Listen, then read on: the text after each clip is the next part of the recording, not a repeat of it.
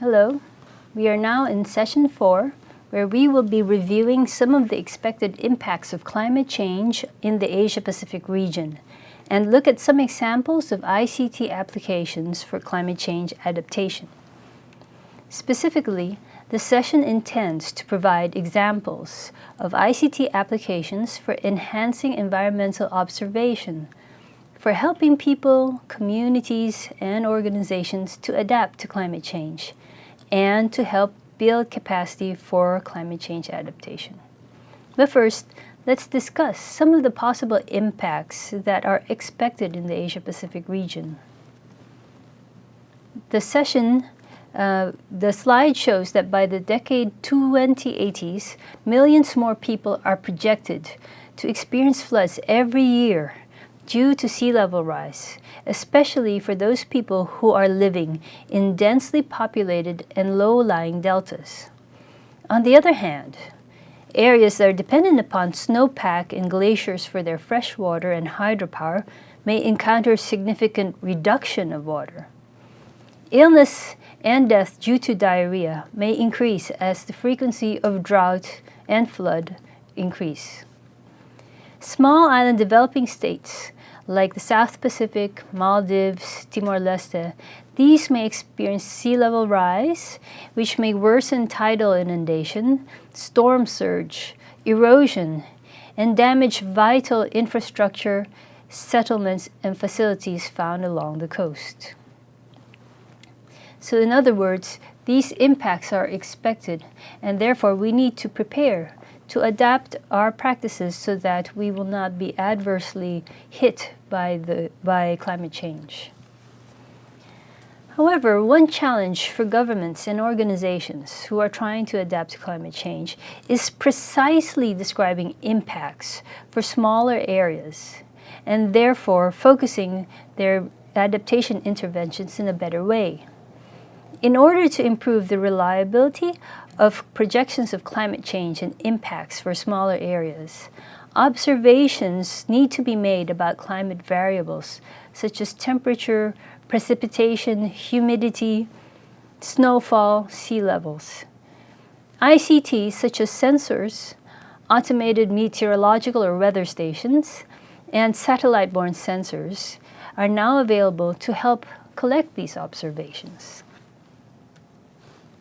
Computers themselves are now capable of doing complicated climate modeling with more reliable results than before, and for smaller and smaller areas.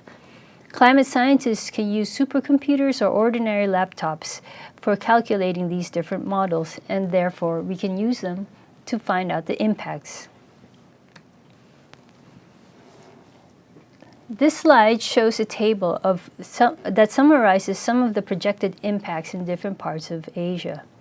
These impacts are a result of research and discussion among climate scientists and disaster managers, and published in 2012 in the report Managing Climate Extremes and Disasters in Asia. For example, increases in the frequency of heat waves are expected in all of Asia. However, North Asia is projected to experience an increase in the occurrence of heavy precipitation. For the rest of Asia, there are signs of more warm days and nights, and that the coldest days and nights may be less cold. In other words, there's an overall warming effect that is expected.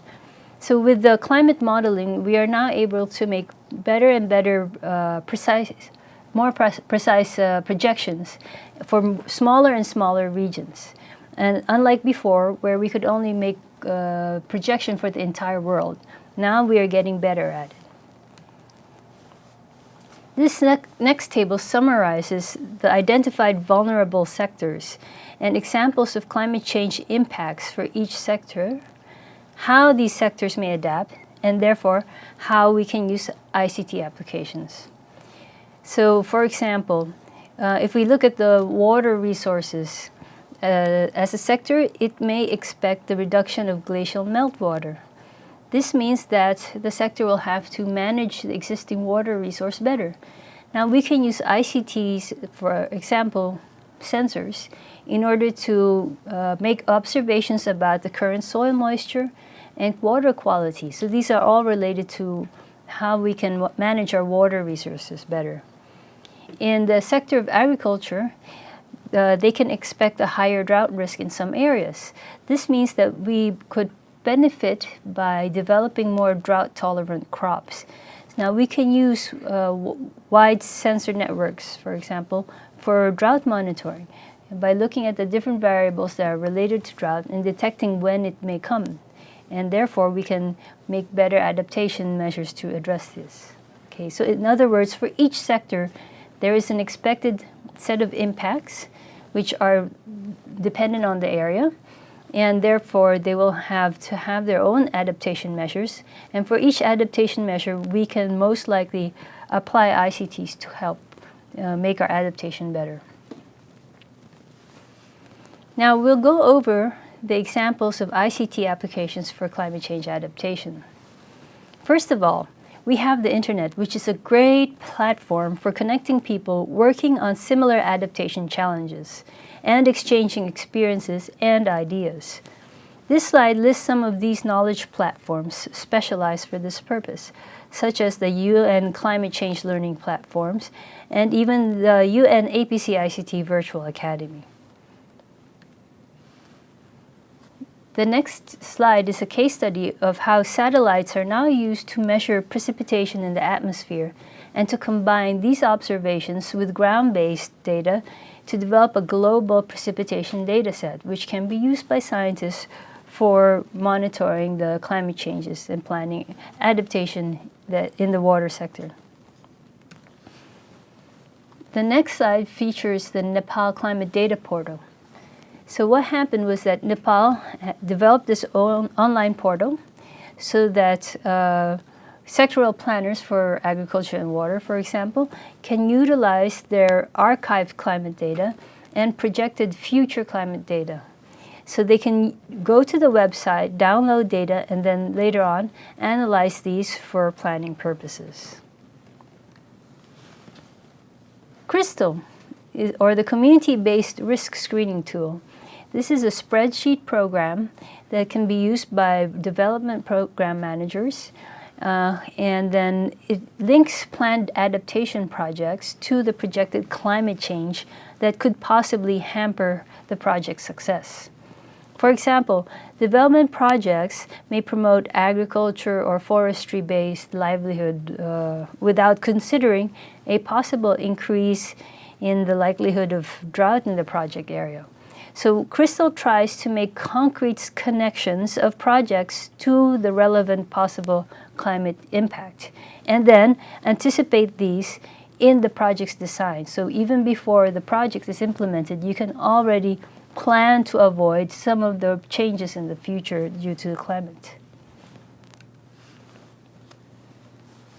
This slide is about an Asian Development Bank sponsored study that try to assess the impact of climate change on agriculture and food security in the Asia-Pacific region. The study used a combination of climate models, economic models for 40 agricultural commodities, and crop models. The results of the models were combined to generate possible impacts of climate change on agriculture. And then recommendations were made to avoid potential disruption of food availability. On this case study, in the disaster risk management sector, the Red Cross Red Crescent has taken an important step to anticipating the changes to the disaster profile of the future. It established a climate center and it employs modeling tools to produce seasonal forecasts and calculating the counterpart requirements of relief goods and volunteers brought about by a reduction in water or an excess in water, or maybe by heat waves or anything related to climate and disaster. And they use the results of their forecast to improve their disaster preparedness planning. Finally, our last case study is about how one Indian city called Surat has developed a system for monitoring and analyzing citizens' complaints that are related to health, water supply, sewerage, and solid waste management. The surveillance system is focused on the urban services that are likely to be negatively affected by climate change impacts. And these sectors are also linked together to ultimately increase illness in humans and animals. So now the citizens send complaints as text messages from their mobile phones or using an internet web page. And then these complaints are later analyzed using geographic information system software to reveal spatial patterns in the complaints so that they can pinpoint where they are occurring more frequently. So these case studies are all very interesting. However, there are some policy considerations for implementing them. One consideration is that we need to achieve greater precision and less uncertainty over climate projections. This does not mean that scientists are not doing their job well, for they're constantly improving their models and constantly reviewing their processes. However, this is still a work in progress, and it can be helped very much by significant investments in the observations that are made that are required for these models. This means observations in sensor network. This means investments in sensor networks so that we can gather observations. Next, we need to be able to identify the sectors and communities that are exposed to and vulnerable to the impacts of climate change. So this is a process of discussion, ongoing discussion between climate scientists and experts in the affected development sectors. And then the modeling that we can do nowadays with computers can help in the identification of these sectors. Third, we need to integrate efforts aimed at climate change adaptation from different planning sectors and actors, meaning we should not focus adaptation only on one sector and then only to realize later on that it will be detrimental to a second sector if we implement all the adaptation measures that we would like to help the first sector. Development affects us all. Decisions affect us all, apparently. This is what is being revealed in climate change. There is a chain of events that link us together. And so it stands to reason that when we do development interventions to adapt to climate change, we should also try to anticipate if there will be another chain of events that could be detrimental to other sectors or to the environment. So we can use modeling to try to anticipate some of the feedback, the cross-feedback across sectors. And then by doing this modeling, we can anticipate them and therefore we can plan better. Fourth, we need to develop a process of dialogue between vulnerable sectors or communities with the climate scientists themselves. This dialogue is not just in order to inform communities of the potential impacts of climate change. It is also to inform climate scientists of the impacts that are already being felt on the ground, and this can therefore improve the modeling that they do. Finally, in all of this, we should identify how ICTs can help to address the main information needs and gaps. Perhaps we can use its social networking technology to promote dialogue between exposed communities and climate scientists. Perhaps we can bank on the different sensors that are now available in order to improve our monitoring of the environment. There are many ways that ICTs can be applied for this, as we have seen from the examples. So I strongly encourage you to do some research on your own and look for other potential applications. We have only scratched the tip of the iceberg in the possibilities of ICTs for climate change adaptation. And I look forward to hearing in the future from you all about how you were able to use ICTs to help in your own country.